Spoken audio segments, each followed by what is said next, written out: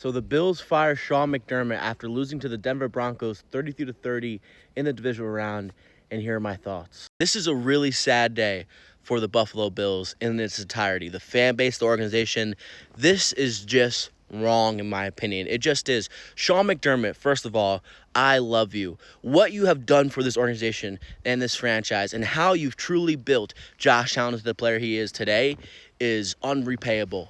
I just can't repay you.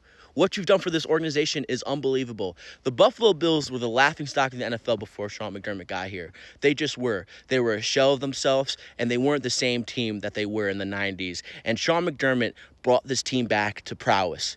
Brought back to prowess. The winningest head coach in Buffalo Bills history, and things just didn't go his way in the playoffs. They didn't. Some of those things were due to his own wrongdoings, and some of those things were just out of his hands, and he couldn't control.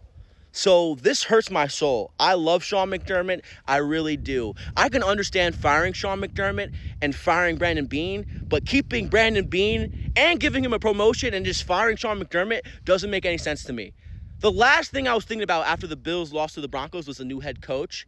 And the last thing I was thinking about was how bad the coaching was, because the coaching wasn't bad. In fact, it was great. And in fact, this is one of Sean McDermott's best seasons as the NFL head coach, in my opinion. The injuries he had to deal with, specifically on defense, and how he made that defense overexceed was brilliant. That defense played great against the Jaguars in the playoffs and the Broncos. And the reason why the Bills were in that Broncos game as much as they were was because the defense kept them in it. And the offense just failed Sean McDermott and that defense by turning the ball over 5 times. Sean McDermott is getting scapegoated here. The real problem with this team is how much Brandon Beane has just missed in the draft and how much he's missed in free agency. Really, that's what it is. Brandon Beane sat on his hands and didn't trade for Waddle when it was right there for us, especially for an in-division trade.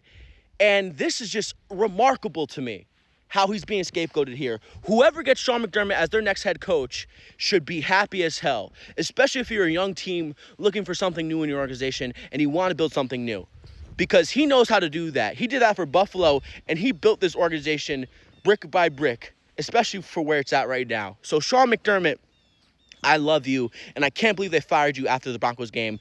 That game wasn't on you at all. You coached a hell of a game. I love Sean McDermott. I hope he finds success wherever else. And honestly, I think he's probably going to win a Super Bowl somewhere else. So it's a new era in Buffalo, and I'm really curious if Josh Allen had a say in anything that happened here. If anything, Beane and McDermott should have left together. Instead, we're stuck with Beane. Beane, this should be a sign to get your head out of your ass and start doing better at your job, because you need to. We need Clint Kubiak or a newly faced head coach, or I don't know how I'm going to feel. I'm going to be kind of upset if it's Mike Tomlin, to be quite honest with you guys. But anyway, let's see what happens.